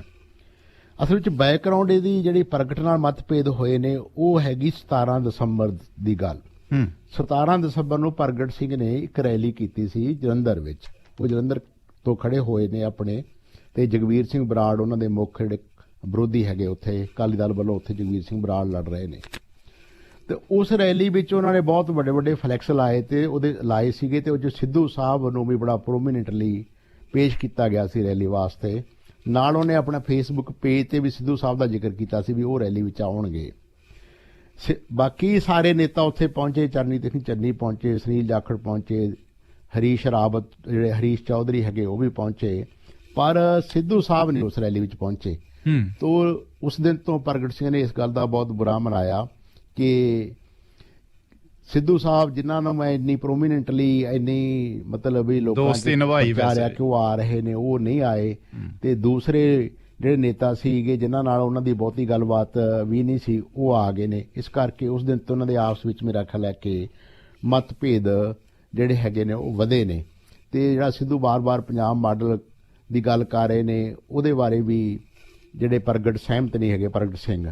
ਪ੍ਰਗਟ ਸਿੰਘ ਤੁਹਾਨੂੰ ਪਤਾ ਹੈਗਾ ਕਿ ਬਹੁਤ ਠੰਡੇ ਸੁਭਾਅ ਦਾ ਬੰਦਾ ਹੈਗਾ ਤੇ ਵਧੀਆ, ਮਤਲਬ ਉਹਨੇ ਆਪਣੀ ਇੱਕ ਪਹਿਚਾਣ ਕਾਂਗਰਸ ਪਾਰਟੀ 'ਚ ਵੀ ਬਣਾਈ ਹੈ ਤੇ ਲੋਕਾਂ 'ਚ ਵੀ ਬਣਾਈ ਹੈ। ਇੱਕ ਸਟੇਜ ਤਾਂ ਇਹੋ ਜਿਹੀ ਆ ਗਈ ਸੀ ਕਿ ਲੋਕ ਕਹਿਣਾ ਸ਼ੁਰੂ ਕਰ ਗਏ ਸੀ ਕਿ ਜੇ ਆਮ ਆਦਮੀ ਪਾਰਟੀ ਪ੍ਰਗਟ ਸਿੰਘ ਨੂੰ ਲੈ ਲੇ ਤੇ ਉਹਨੂੰ ਆਪਣਾ ਚਿਹਰਾ ਲਾਣੇ ਤਾਂ ਬਹੁਤ ਅੱਛਾ ਹੋਏਗਾ ਕਿ ਪੰਜਾਬ ਦੇ ਲੋਕਾਂ ਲਈ ਬਿਹਤਰ ਹੋਏਗਾ। ਪਰ ਉਸ ਸਮੇਂ ਵਿੱਚ ਹੀ ਸਿੱਧੂ ਸਾਹਿਬ ਨੇ ਫਟਾਫਟ ਇੱਕ ਦਾਅ ਖੇਡਦੇ ਹੋਏ ਪ੍ਰਗਟ ਸਿੰਘ ਨੂੰ ਜਨਰਲ ਸੈਕਟਰੀ ਪਾਰਟੀ ਦਾ ਬਣਵਾ ਕੇ ਉੱਥੋਂ ਸਪੈਸ਼ਲ ਦਿੱਲੀ ਗਏ। ਦਿੱਲੀ ਤੋਂ ਪ੍ਰਗਟ ਸਿੰਘ ਦਾ ਨਾਂ ਅਪਰੂਵ ਕਰਵਾ ਕੇ ਲਏ ਤੇ ਉਹਨਾਂ ਨੂੰ ਜਨਰਲ ਸੈਕਟਰੀ ਬਣਾਤਾ। ਸਿੱਧੂ ਸਾਹਿਬ ਨੂੰ ਲੱਗ ਰਿਹਾ ਸੀ ਕਿ ਕਿਤੇ ਪ੍ਰਗਟ ਸਿੰਘ ਨੂੰ ਜੇ ਕੋਈ ਬਹੁਤੀ ਅੱਛੀ ਥਾਂ ਨਾ ਮਿਲੀ ਪਾਰਟੀ ਵਿੱਚ ਤਾਂ ਕਿਤੇ ਦੂਸਰੇ ਪਾਸੇ ਹੋਰ ਪਾਰਟੀ ਵੱਲ ਨਾ ਕਿਤੇ ਚਲੇ ਜਾਣ। ਇਸ ਤਰ੍ਹਾਂ ਦੀ ਹਾਲਾਤ ਉਦੋਂ ਬਣੇ ਹੋਏ ਸੀਗੇ। ਜੀ ਹੁਣ ਤੁਸੀਂ ਜੀ ਸਰਬਜੀਤ ਗੱਲ ਛੇੜੀ ਲਈ ਹੈ ਹੁਣ, ਤੇ ਜਿਹੜੀ ਤੁਸੀਂ ਹੁਣੇ ਗੱਲ ਕਹੀ ਹੈ ਜਦੋਂ ਆਮ ਆਦਮੀ ਪਾਰਟੀ 'ਚ ਗੱਲ ਚੱਲੀ ਸੀ ਕਿ ਪ੍ਰਗਟ ਸਿੰਘ ਸ਼ਾਇਦ ਆਮ ਆਦਮੀ ਪਾਰਟੀ 'ਚ ਆ ਜਾਵੇ, ਕਿਉਂਕਿ ਪ੍ਰਗਟ ਸਿੰਘ ਦਾ ਅਕਸ ਹੈ ਜਿਹੜਾ ਬਹੁਤ ਸਾਫ਼ ਸੁਥਰਾ ਹੈ, ਧੀਮਾ ਸੁਭਾਅ ਹੈ, ਸ਼ਾਂਤ ਸੁਭਾਅ ਹੈ ਤੇ ਗੱਲ ਬੜੀ ਪਰਪੱਕਤਾ ਨਾਲ ਕਰਦੇ ਨੇ, ਇਹ ਅਕਸਰ ਵੇਖਿਆ ਗਿਆ। ਉਦੋਂ ਨਵਜੋਤ ਸਿੱਧੂ ਦੀ ਵੀ ਗੱਲ ਚੱਲੀ ਸੀ ਵੀ ਸ਼ਾਇਦ ਨਵਜੋਤ ਸਿੱਧੂ ਵੀ ਕਿਤੇ ਛਾਲ ਮਾਰ ਕੇ ਆਮ ਆਦਮੀ ਪਾਰਟੀ 'ਚ ਨਾ ਚਲਾ ਜਾਵੇ। ਅਜੇ ਵੀ ਲੋਕਾਂ ਨੂੰ ਸ਼ੱਕ ਹੈ ਕਿ ਕਿਤੇ ਨਾ ਕਿਤੇ ਇਹਨੇ ਕਿਸੇ ਗੱਲ ਨੂੰ ਲੈ ਕੇ ਨਾਰਾਜ਼ ਹੋ ਜਾਣਾ, ਪਾਸਾ ਵੱਟ ਲੈਣਾ ਤੇ ਇਹਦਾ ਕੁਝ ਨਹੀਂ ਪਤਾ ਫਿਰ ਆਮ ਆਦਮੀ ਪਾਰਟੀ 'ਚ ਚਲਾ ਜਾਵੇ।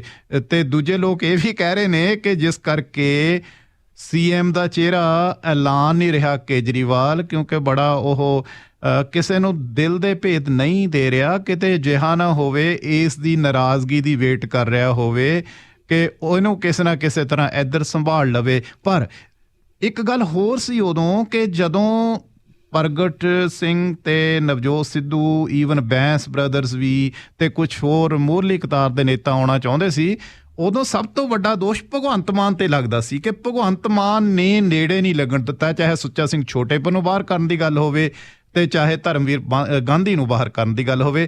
ਭਗਵੰਤ ਮਾਨ ਨੇ ਕਹਿੰਦੇ ਪ੍ਰਮੁੱਖ ਭੂਮਿਕਾ ਨਿਭਾਈ ਹੈ, ਇਹਨਾਂ ਨੂੰ ਪਾਰਟੀ 'ਚ ਸ਼ਾਮਲ ਨਹੀਂ ਹੋਣ ਦਿੱਤਾ। ਜੀ ਇਹ ਬਿਲਕੁਲ ਤੁਹਾਡੀ ਗੱਲ ਠੀਕ ਹੈਗੀ ਕਿ ਭਗਵੰਤ ਮਾਨ ਜਦੋਂ ਵੀ ਕੋਈ ਕੇਜਰੀਵਾਲ ਕੋਲੇ ਵੱਡਾ ਨੇਤਾ ਜਾਂਦਾ ਸੀਗਾ ਤਾਂ ਭਗਵੰਤ ਮਾਨ ਹਮੇਸ਼ਾ ਹੀ ਮਤਲਬ ਵੀ ਇਸ ਤਰ੍ਹਾਂ ਦਾ ਰੁਖ ਅਪਣਾਉਂਦੇ ਸੀਗੇ ਕਿ ਕਹਿੰਦਾ ਵੀ ਉਹ ਫਿਰ ਪਾਰਟੀ 'ਚੋਂ ਰੁੱਸ ਸਕਦੇ ਨੇ ਜਾਂ ਬਾਹਰ ਜਾ ਸਕਦੇ ਨੇ ਜਾਂ ਵੱਖਰੇ ਹੋ ਸਕਦੇ ਨੇ। ਇਸ ਤਰ੍ਹਾਂ ਦੀਆਂ ਗੱਲਾਂ ਅਕਸਰ ਹੁੰਦੀਆਂ ਰਹੀਆਂ।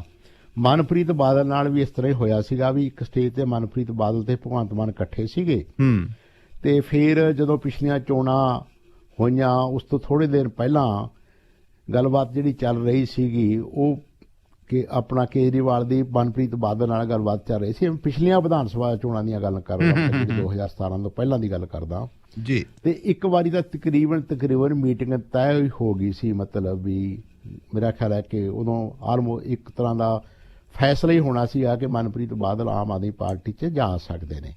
ਪਰ ਉਸ ਸਮੇਂ ਵੀ ਭਗਵੰਤ ਮਾਨ ਨੇ ਫਿਰ ਜਿਹੜਾ ਕਿ ਨੇੜੇ ਨਹੀਂ ਇਸ ਲੱਗਣਾ ਤਰ੍ਹਾਂ ਦਾ ਰੋਲ ਮਤਲਬ ਉਹਨਾਂ ਦਾ ਸੀਗਾ ਕਿ ਫਿਰ ਉਹ ਲੱਗਿਆ ਕੇਜਰੀਵਾਲ ਨੂੰ ਕਿ ਜੇ ਮੈਂ ਮਨਪ੍ਰੀਤ ਬਾਦਲ ਨੂੰ ਲੈਣਾ ਤਾਂ ਸ਼ਾਇਦ ਭਗਵੰਤ ਮਾਨ ਨਾ ਕਿਤੇ ਪਾਰਟੀ ਵਿੱਚੋਂ ਕਰਾਰਾ ਖਾ ਜਾਣ, ਕਿਸੇ ਪਾਸੇ ਹੋਰ ਚਲੇ ਜਾਣ, ਇਸ ਕਰਕੇ ਉਹ ਗੱਲ ਰੁਕੀ ਸੀ। ਦੇਖੋ ਇਹ ਸਾਰੀਆਂ ਪਾਰਟੀਆਂ 'ਚ ਹੀ ਹੁੰਦਾ ਹੈ ਵਰਤਾਰਾ, ਇਨਸਿਕਿਉਰਿਟੀ ਹਮੇਸ਼ਾ ਬਣੀ ਹੁੰਦੀ ਹੈ ਦੂਜੇ ਵੱਡੇ ਲੀਡਰਾਂ ਵਿੱਚ ਕਿ ਯਾਰ ਜੇ ਕਿਤੇ ਉਧਰੋਂ ਵੱਡਾ ਲੀਡਰ ਮੇਰੇ ਵਾਲੀ ਪਾਰਟੀ 'ਚ ਆ ਗਿਆ ਕਿਤੇ ਮੇਰਾ ਪੱਤਾ ਸਾਫ਼ ਨਾ ਹੋ ਜਾਏ ਜਾਂ ਮੈਂ ਨਾ ਪਿੱਛੇ ਰਹਿ ਜਾ। ਇਸ ਤਰ੍ਹਾਂ ਦਾ ਕੰਪੀਟੀਸ਼ਨ ਪਾਰਟੀ ਵਿੱਚ ਉੱਪਰਲੇ ਪੱਧਰ ਤੇ ਚੱਲਦਾ ਰਹਿੰਦਾ ਹੈ।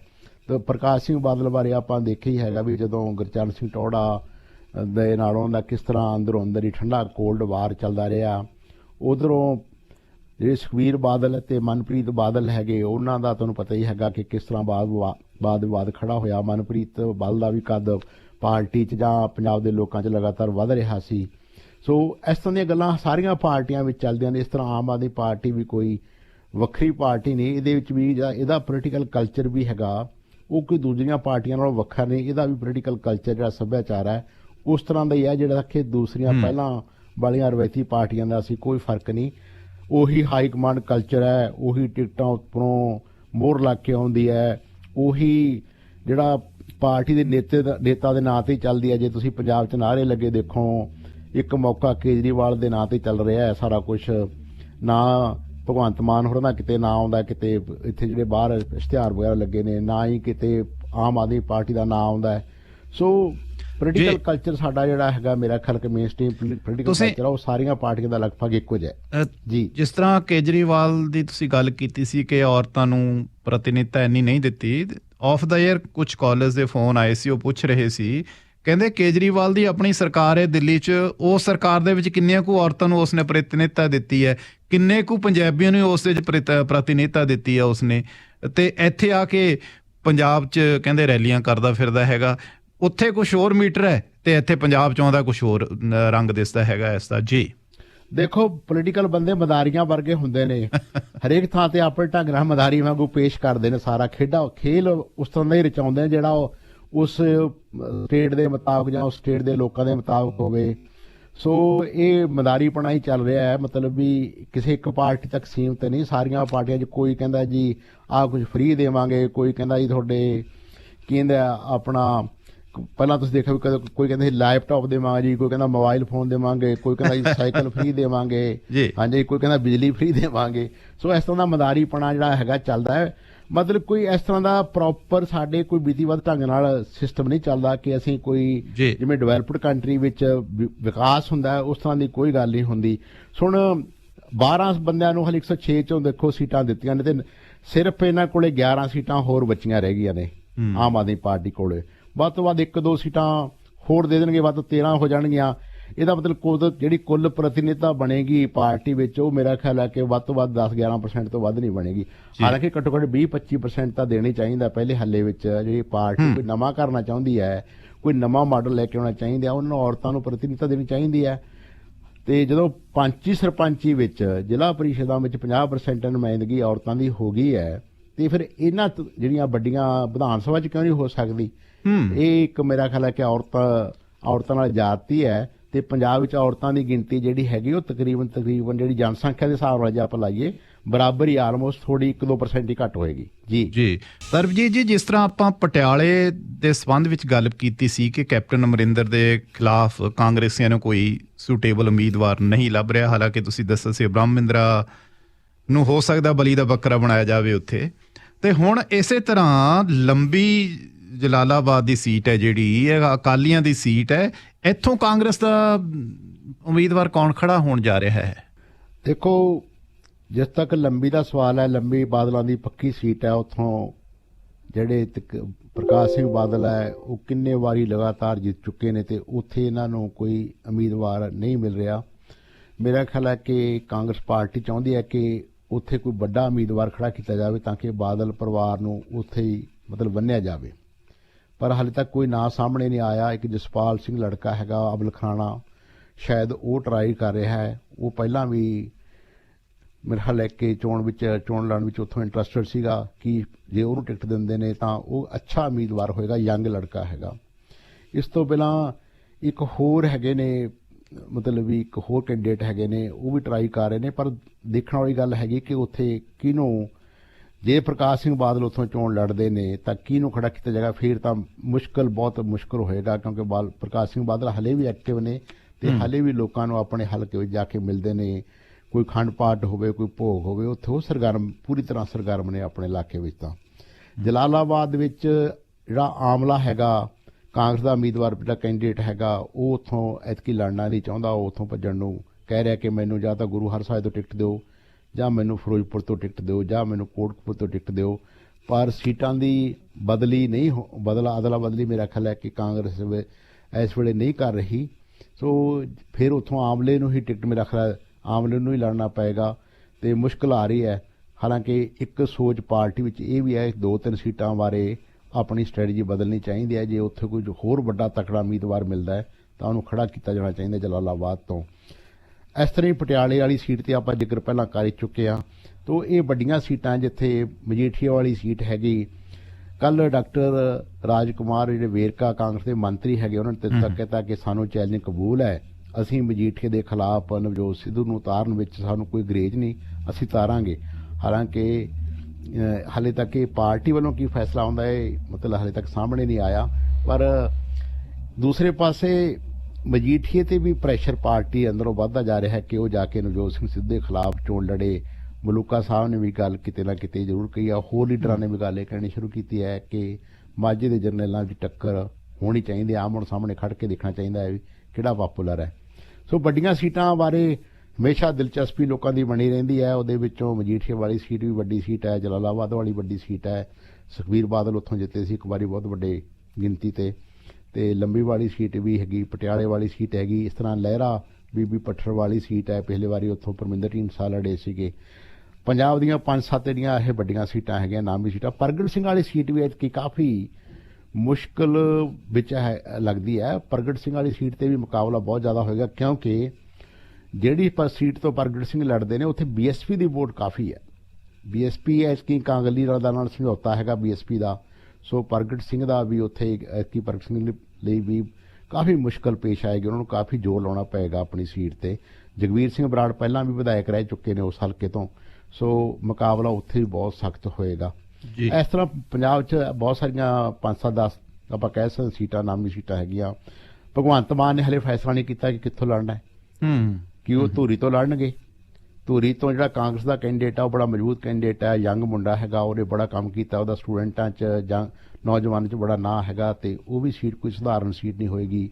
ਮੂਸੇਵਾਲੇ ਦੇ ਖਿਲਾਫ ਆਵਾਜ਼ਾਂ ਲਗਾਤਾਰ ਉਹਨਾਂ ਦੇ ਵਿਰੁੱਧ ਉੱਠਣੀਆਂ, ਸਾਰੀ ਜਿਹੜੀ ਕਾਂਗਰਸ ਦੀ ਉੱਥੋਂ ਉਹ ਉਹਦੇ ਖਿਲਾਫ ਉੱਠ ਖੜੇ ਨੇ। ਇਸ ਤੋਂ ਇਲਾਵਾ ਜਿਹੜੇ ਆਮ ਆਦਮੀ ਪਾਰਟੀ 'ਚੋਂ ਆ ਕੇ ਮਾਨਸ਼ੀਆ ਸਾਹਿਬ ਰਲੇ ਸੀਗੇ ਆਮ ਕਾਂਗਰਸ ਪਾਰਟੀ ਵਿੱਚ, ਉਹ ਵੀ ਉੱਠ ਕੇ ਕੱਲ੍ਹ ਉਹਨੇ ਖੁੱਲ੍ਹ ਕੇ ਉਹਨਾਂ ਦੇ ਖਿਲਾਫ ਬਿਆਨ ਦਿੱਤਾ ਹੈਗਾ। ਸੋ ਐਤਕੀ ਜਿਹੜੀਆਂ ਲੜਾਈ ਹੋਏਗੀ ਕਈ ਸੀਟਾਂ 'ਤੇ ਬੜੀ ਦਿਲਚਸਪ ਹੋਏਗੀ ਦੇਖਣ ਨੂੰ। ਅੱਛਾ, ਮਤਲਬ ਬਈ ਵੋਟਰਾਂ ਵਾਸਤੇ ਜਿੱਥੇ ਅੱਛਾ ਮਤਲਬ ਮੌਕਾ ਮਿਲੇਗਾ ਉਹਨਾਂ ਨੂੰ ਸਾਰੀ ਗੱਲਬਾਤ ਸੁਣਨ ਦਾ, ਉੱਥੇ ਲੋਕਾਂ ਵਾਸਤੇ ਵੀ ਕਾਫੀ ਵੱਡਾ ਮਨੋਰੰਜਨ ਦਾ ਸਾਧਨ ਹੋਏਗਾ ਸਾਰਾ ਕੁਝ। ਜੀ ਹੈਲੀਕਾਪਟਰ ਹਾਦਸੇ ਦੀ ਰਿਪੋਰਟ ਆ ਗਈ ਹੈ ਤੇ ਇਸ ਰਿਪੋਰਟ ਦੇ ਕੀ ਸਾਹਮਣੇ ਆਇਆ, ਜਿਸ ਹਾਦਸੇ ਦੇ ਵਿੱਚ ਆਲਾ ਜੋ 에ਅਰ ਫੋਰਸ ਦਾ ਆਲਾ ਅਧਿਕਾਰੀ ਸੀ ਉਹ ਮਾਰਿਆ ਗਿਆ ਸੀਗਾ ਤੇ ਪਾਇਲਟ ਮਾਰਿਆ ਗਿਆ ਸੀ, ਪਾਇਲਟ ਦੀ ਬਾਅਦ ਚ ਮੌਤ ਹੋਈ ਸੀ। ਇਸ ਬਾਰੇ ਦੱਸੋ, ਵਿਚਲੀ ਗੱਲ ਕੀ ਹੈ? ਹਾਂ, ਹੁਣ ਸਾਹਮਣੇ ਉੱਥੇ ਦੇਖੋ ਚੀਫ ਆਫ ਡਿਫੈਂਸ ਸਟਾਫ ਜਿਹੜੇ ਹੈਗੇ ਨੇ ਬਿਪਨ ਰਾਵਤ, ਉਹ ਵੀ ਉਸ ਹਾਦਸੇ 'ਚ ਮਾਰੇ ਗਏ ਸੀ। ਇਹ ਬਹੁਤ ਵੱਡਾ ਹਾਦਸਾ ਸੀ। ਜਦੋਂ ਇੱਕ ਚੀਫ ਆਫ ਡਿਫੈਂਸ ਸਟਾਫ ਹੀ ਇਸ ਤਰ੍ਹਾਂ ਦੇ ਹਾਦਸੇ 'ਚ ਮਾਰਿਆ ਜਾਵੇ ਤਾਂ ਉਹਦੇ ਨਾਲ ਪਤਲੀ ਖਬਰ ਜਿਹੜੀ ਸੀਗੀ ਦੁਨੀਆ ਭਰ ਵਿੱਚ ਫੈਲੀ ਕਿ ਕੀ ਹੋਇਆ। ਹੁਣ ਜਿਹੜੀ ਰਿਪੋਰਟ ਆ ਗਈ ਹੈ ਸਾਹਮਣੇ, ਉਹ 'ਚ ਉਹਨਾਂ ਦੀ ਧਰਮ ਪਤਨੀ ਵੀ ਮਾਰੇ ਗਏ ਸਨ ਬਿਪਨ ਰਾਵਤ ਦੇ ਨਾਲ, ਹੋਰ ਕਈ ਬੰਦੇ ਮਾਰੇ ਗਏ ਸਨ। ਕੁਛ ਉਹਨਾਂ ਦੇ ਨਾਲ ਉਹਨਾਂ ਦਾ ਜਿਹੜੇ ਸਟਾਫ ਸੀ ਉਹ ਵੀ ਉਸ ਵਿੱਚ ਮਰ ਗਏ ਸਨ। ਸੋ ਜਿਹੜਾ ਸਾਹਮਣੇ ਆਇਆ ਕਿ ਕੋਈ ਅਚਾਨਕ ਮੌਸਮ ਖਰਾਬ ਹੋਇਆ, ਅਚਾਨਕ ਕੋਈ ਬੱਦਲ ਆਇਆ, ਉਹਦੇ ਨਾਲ ਜਿਹੜੇ ਆਪਣਾ ਪਾਇਲਟ ਸੀਗੇ ਉਹ ਘਬਰਾ ਗਏ ਤੇ ਉਹ ਆਪਣੇ ਰਸਤੇ ਤੋਂ ਭੱਟ ਗਏ, ਕਿਉਂਕਿ ਇੱਕ ਕਲੋਜ਼ ਡੋਰ ਵੈਲੀ ਵਿੱਚੋਂ ਦੀ ਲੰਘ ਰਿਹਾ ਸੀਗਾ ਤਾਂ ਉਹ ਆਲੇ ਦੁਆਲੇ ਜਾ ਕੇ ਕਿਤੇ ਨਾ ਕਿਤੇ ਹੈਲੀਕਾਪਟਰ ਆਪਣਾ ਰਸਤੇ ਤੋਂ ਪਰਾਂ ਹੋ ਗਿਆ ਤੇ ਉਹ ਕਹਿੰਦਾ ਟਕਰਾ ਗਿਆ ਦਰਖਤਾਂ ਵਿੱਚ ਤੇ ਥੱਲੇ ਗਿਰ ਗਿਆ। ਹਜੇ ਤੱਕ ਇਹੀ ਰਿਪੋਰਟ ਸਾਹਮਣੇ ਆਈ ਹੈ ਤੇ ਉਹਨਾਂ ਨੇ ਇਹ ਗੱਲ ਕਿਹਾ ਕਿ ਉਹਦੇ 'ਚ ਹੈਲੀਕਾਪਟਰ 'ਚ ਕੋਈ ਮਕੈਨੀਕਲ ਫਾਲਟ ਨਹੀਂ ਸੀ, ਜਾਂ ਉਹਦੀ ਕੋਈ ਮਸ਼ੀਨ ਨਹੀਂ ਫੇਲ ਹੋਈ, ਜਾਂ ਕੋਈ ਹੋਰ ਨੁਕਸ ਨਹੀਂ ਸੀਗਾ। ਸਿਰਫ ਅਚਾਨਕ ਮੌਸਮ ਹੁਣ ਖਰਾਬ ਹੋਣ ਕਰਕੇ ਜਿਹੜਾ ਕਿ ਪਾਇਲਟ ਘਬਰਾ ਗਿਆ ਤੇ ਉਹ ਆਪਣੇ ਰਸਤੇ ਤੋਂ ਭੱਜ ਗਿਆ। ਇਹ ਗੱਲ ਸਾਹਮਣੇ ਆਈ ਹੈ ਜੀ। ਤੇ ਹੁਣ ਅਖੀਰ ਦੇ ਵਿੱਚ ਮੈਂ ਜਿਨ੍ਹਾਂ ਖਬਰਾਂ ਤੇ ਆਪਾਂ ਚਰਚਾ ਕੀਤੀ ਹੈ, ਇਹਨਾਂ ਚੋਂ ਜੋ ਆਊਟਕਮ ਆ ਰਹੀ ਹੈ, ਮੈਂ ਐਡੀਟੋਰੀਅਲ ਤੁਹਾਡੇ ਵਿਊਜ਼ ਚਾਹਾਂਗਾ ਇਸ ਦੇ ਬਾਰੇ। ਦੇਖੋ ਹੁਣ ਪੰਜਾਬ ਦੇ ਵਿੱਚ ਇਹ ਗੱਲ ਕਲੀਅਰ ਹੈ ਕਿ ਇਸ ਵਾਰ ਵੱਡੀ ਸੰਖਿਆ ਦੇ ਵਿੱਚ ਵੱਖੋ-ਵੱਖ ਸਿਆਸੀ ਪਾਰਟੀਆਂ ਚੋਣ ਮੈਦਾਨ ਵਿੱਚ ਉਤਰ ਰਹੀਆਂ ਨੇ ਵਿਧਾਨ ਸਭਾ ਚੋਣਾਂ ਨੂੰ ਲੈ ਕੇ। ਪਿਛਲੇ ਸਮੇਂ ਦੌਰਾਨ ਕੁਛ ਇੱਕ ਰਵਾਇਤੀ ਪਾਰਟੀਆਂ ਸੀ, ਅਕਾਲੀ ਕਹਿ ਲਓ, ਕਾਂਗਰਸੀ ਕਹਿ ਲਓ, ਬੀਜੇਪੀ ਕਹਿ ਲਓ, ਜਾਂ ਫਿਰ ਇਹ ਆਮ ਆਦਮੀ ਪਾਰਟੀ ਆ ਪਿਛਲੇ ਵਾਰੀ ਇਸ ਤੋਂ ਪਹਿਲੀਆਂ ਵਿਧਾਨ ਸਭਾ ਚੋਣਾਂ ਛੋਣ 'ਚ ਆਈ ਹੈ। ਸੋ ਇਹ 4-5 ਪਾਰਟੀਆਂ ਸੀ ਤੇ ਅਕਸਰ ਕੀ ਟ੍ਰੈਂਡ ਚੱਲਦਾ ਸੀਗਾ ਕਿ ਉੱਤਰ ਕਾਂਟੋ ਮੈਂ ਚੜ੍ਹਾਂ ਵਾਲੀ ਰਾਜਨੀਤੀ ਚੱਲਦੀ ਸੀ। ਕਦੇ ਨੀਲੀਆਂ ਵਾਲੇ ਆ ਗਏ, ਕਦੇ ਚਿੱਟੀਆਂ ਵਾਲੇ ਆ ਗਏ, ਕਦੇ ਨੀਲੀਆਂ ਵਾਲੇ ਆ ਗਏ, ਕਦੇ ਚਿੱਟੀਆਂ ਵਾਲੇ। ਜਦੋਂ ਨੀਲੀਆਂ ਵਾਲਿਆਂ ਦੀ ਜਦੋਂ ਸਰਕਾਰ ਹੁੰਦੀ ਸੀ ਤੇ ਉਹਨਾਂ ਦੇ ਐਂਟੀ ਇਨਕੰਪੈਂਸੀ ਬੋਰਡ ਸੀ, ਉਹ ਚਿੱਟੀਆਂ ਵਾਲੇ ਦੇ ਹੱਕ 'ਚ ਭੁਗਤ ਜਾਂਦੀ ਸੀ। ਫਿਰ ਇਸ ਵਾਰ ਜਿਹੜਾ ਕਿਸਾਨ ਅੰਦੋਲਨ ਹੋਇਆ ਹੈ, ਉਹਨਾਂ ਨੇ ਲੋਕਾਂ ਦੇ ਵਿੱਚ ਜਾਂ ਵੋਟਰਾਂ ਦੇ ਵਿੱਚ ਨਵੀਂ ਰੂਹ ਭਰੀ ਹੈ। ਹੁਣ ਦੂਜੇ ਪਾਸੇ ਨਵੀਂ ਰੂਹ ਤਾਂ ਭਾਰਤੀ, ਲੇਕਿਨ ਹੁਣ ਕਿਸਾਨ ਵੀ ਖੇਰੂ ਹੋ ਗਏ ਨੇ, ਆਪਸ ਵਿੱਚ ਕਈ ਗਰੁੱਪਾਂ 'ਚ ਵੰਡੇ ਹੋਏ ਗਏ ਨੇ। 6-7 ਪਾਰਟੀਆਂ ਮੈਦਾਨ ਵਿੱਚ ਉਤਰ ਰਹੀਆਂ ਨੇ। ਜੋ ਪਹਿਲਾਂ ਟ੍ਰੈਂਡ ਸੀਗਾ, ਅਨੈਲਿਸਿਸ ਕਰਦੇ ਹੁੰਦੇ ਸੀ ਆਪਾਂ, ਤਾਂ ਉਹ ਇਹੀ ਸੀਗਾ ਕਿ ਲਓ ਜੀ ਜਿਹੜੀ ਇਸ ਵਾਰੀ ਸੱਤਾ 'ਚ ਪਾਰਟੀ ਹੈ ਉਹਨੇ ਹਾਰਨੀ ਹੈ, ਦੂਜੀ ਨੇ ਆਉਣਾ ਹੀ ਹੋਣਾ, ਕਿਉਂਕਿ ਕੁਛ ਉਹਦੀ ਦੂਜੀ ਪਾਰਟੀ ਨੇ, ਚਾਹੇ ਇਹ ਪਾਰਟੀ ਹੋਵੇ ਅਕਾਲੀ ਹੋਣ ਚਾਹੇ ਕਾਂਗਰਸ ਹੋਣ, ਉਹਨਾਂ ਦੀਆਂ ਆਪਣੀਆਂ ਕੁਛ ਪੈਟ ਵੋਟਸ ਹੈ। ਕੁਛ ਜਿਹੜੀ ਐਂਟੀ ਇਨਕੰਪੈਂਸੀ ਵੋਟ ਸੀ ਉਹ ਉਹਨਾਂ ਨੂੰ ਭੁਗ ਜਾਂਦੇ ਸੀ, ਚਲੋ ਜੀ ਜਿੱਤ ਉਹਨਾਂ ਦੀ ਯਕੀਨੀ ਹੈ। ਪਰ ਇਸ ਵਾਰੀ ਜੋ ਸਥਿਤੀ ਬਣੀ ਹੋਈ ਹੈ ਸਰਬਜੀਤ ਜੀ, ਮੈਨੂੰ ਲੱਗਦਾ ਹੈ ਸਿਆਸੀ ਪਾਰਟੀਆਂ ਦੀ ਸੋਚ ਦੀ ਤਾਂ ਗੱਲ ਹੀ ਨਹੀਂ ਰਹਿ ਗਈ। ਹੁਣ ਜਿਹਨੂੰ ਜਿੱਥੇ ਦਾ ਲੱਗਦਾ ਹੈਗਾ ਅਦਲਾ ਬਦਲੀ ਕਰ ਰਹੇ ਨੇ, ਬਸ ਆਪਣੀ ਸੀਟ ਕੱਢਣ ਤੱਕ ਜ਼ੋਰ ਹੈ, ਨਾ ਕੋਈ ਸੋਚ, ਨਾ ਕਿਸੇ ਪਾਰਟੀ ਦੀ ਵਿਚਾਰਧਾਰਾ ਨਾਲ ਜੁੜੇ ਹੋਏ ਨੇ। ਜਿਹਦਾ ਜਿੱਥੇ ਲੱਗਦਾ ਹੈਗਾ ਦਾ ਉੱਥੇ ਲਾ ਰਹੇ ਨੇ। ਸੋ ਅਜਿਹੀ ਸਥਿਤੀ ਦੇ ਵਿੱਚ ਜਿਹੜਾ ਵੋਟਰ ਹੈ ਉਹ ਫਿਰ ਕੀ ਸੋਚ ਰਿਹਾ ਹੈ ਇਸ ਵੇਲੇ? ਕੀ ਜਦੋਂ ਸੋਚ ਖਤਮ ਹੋ ਚੁੱਕੀ ਹੈ, ਜਦੋਂ ਬਿਲਕੁਲ ਕਹਿੰਦੇ ਨੇ ਅਦਲਾ ਬਦਲੀ ਜਾਰੀ ਹੈ, ਕੋਈ ਅਕਾਲੀਆਂ ਦੀ ਅਕਾਲੀਆਂ ਵਾਲੀ ਸੋਚ ਨਹੀਂ ਰਹੀ, ਕੋਈ ਕਾਂਗਰਸ ਦੀ ਕਾਂਗਰਸੀਆਂ ਵਾਲੀ ਨਹੀਂ, ਕੋਈ ਲੈਫਟਿਸਟ ਨਹੀਂ, ਸਭ ਖਿਚੜੀ ਜੀ ਬਣ ਗਈ ਹੈ। ਸੋ ਵੋਟਰ ਕੀ ਰਾਏ ਬਣਾ ਰਿਹਾ ਹੈ, ਕਿੱਧਰ ਜਾਏਗਾ ਵੋਟਰ, ਕੀ ਆਊਟਕਮ ਹੋਏਗੀ ਸੰਖੇਪ ਦੇ ਵਿੱਚ? ਦੇਖੋ, ਵੋਟਰ ਇਸ ਵੇਲੇ ਬਹੁਤ ਜ਼ਿਆਦਾ ਕਨਫਿਊਜ਼ਡ ਹੈਗਾ ਵਿਚਾਰਾ। ਵੋਟਰ ਨੂੰ ਸਮਝ ਨਹੀਂ ਆ ਰਹੀ ਵੀ ਮੈਂ ਕਰਾਂ ਕੀ। ਜਿਹੜਾ ਮਾਹੌਲ ਸੀ ਪੰਜਾਬ ਵਿੱਚ ਉਹ ਤਬਦੀਲੀ ਦਾ ਸੀਗਾ ਕਿ ਤਬਦੀਲੀ ਲਿਆਂਦੀ ਜਾਵੇ। ਪੰਜਾਬ ਦੇ ਲੋਕ ਜਿਹੜੇ ਰਵਾਇਤੀ ਪਾਰਟੀਆਂ ਤੋਂ ਬਹੁਤੇ ਖੁਸ਼ ਨਹੀਂ ਸੀ। ਉਹਦੇ ਕਾਰਨ ਸੀਗੇ ਕਿ ਦੇਖੋ, ਰਵਾਇਤੀ ਪਾਰਟੀ 'ਚ ਸਾਰੇ ਬੰਦੇ ਮਾੜੇ ਨਹੀਂ, ਆਪਾਂ ਇਹ ਨਹੀਂ ਕਹਿ ਸਕਦੇ ਕਿ ਸਾਰੇ ਬੰਦੇ ਮਾੜੇ ਨੇ। ਉਹਨਾਂ ਵਿੱਚ ਚੰਗੇ ਬੰਦਿਆਂ ਦੀ ਵੀ ਗਿਣਤੀ ਕਾਫੀ ਅੱਛੀ ਹੈਗੀ, ਪਰ ਪਾਰਟੀਆਂ ਡੋਮੀਨੇਟ ਮਾੜੇ ਬੰਦੇ ਕਰ ਰਹੇ ਨੇ।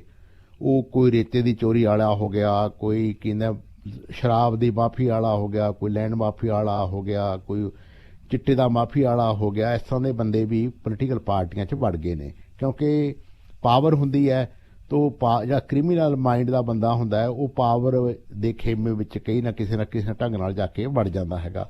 ਸੋ ਪਿਛਲੇ ਕੁਝ ਸਾਲਾਂ ਵਿੱਚ ਮਤਲਬ ਵੀ 2-3 ਦਹਾਕਿਆਂ ਤੋਂ ਇਸ ਤਰ੍ਹਾਂ ਦੇ ਲੋਕ ਵੀ ਪੋਲੀਟੀਕਲ ਪਾਰਟੀਆਂ 'ਚ ਘੁਸਪੈਠ ਕਰ ਗਏ ਨੇ, ਜਿਨ੍ਹਾਂ ਨੇ ਪਾਰਟੀਆਂ ਨੂੰ ਬਦਨਾਮ ਕੀਤਾ ਤੇ ਪਾਰਟੀਆਂ ਦਾ ਰੈਪੂਟੇਸ਼ਨ ਜਿਹੜਾ ਹੈਗਾ ਉਹ ਖਰਾਬ ਕੀਤਾ ਹੈਗਾ।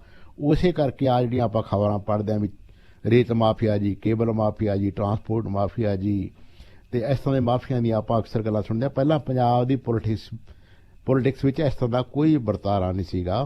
ਪੰਜਾਬ ਦੀ ਪੋਲੀਟਿਕਸ ਇਸ ਤੋਂ ਬਿਲਕੁਲ ਮੁਕਤ ਸੀਗੀ ਤੇ ਸਾਫ਼ ਸੁਥਰੀ ਸੀਗੀ, ਪਰ ਲੋਕ ਚਾਹੁੰਦੇ ਸੀ ਕਿ ਕੋਈ ਬਦਲ ਆਵੇ। ਪਰ ਇਸ ਤਰ੍ਹਾਂ ਦਾ ਬਦਲ ਸਾਹਮਣੇ ਇਸ ਵੇਲੇ ਨਜ਼ਰ ਨਹੀਂ ਆ ਰਿਹਾ, ਜਿਹਨੂੰ ਕਿ ਲੋਕ ਭੱਜ ਕੇ ਕਹਿਣ ਕਿ ਅਸੀਂ ਆਪ ਤੁਹਾਡੇ ਨਾਲ ਚੱਲਾਂਗੇ।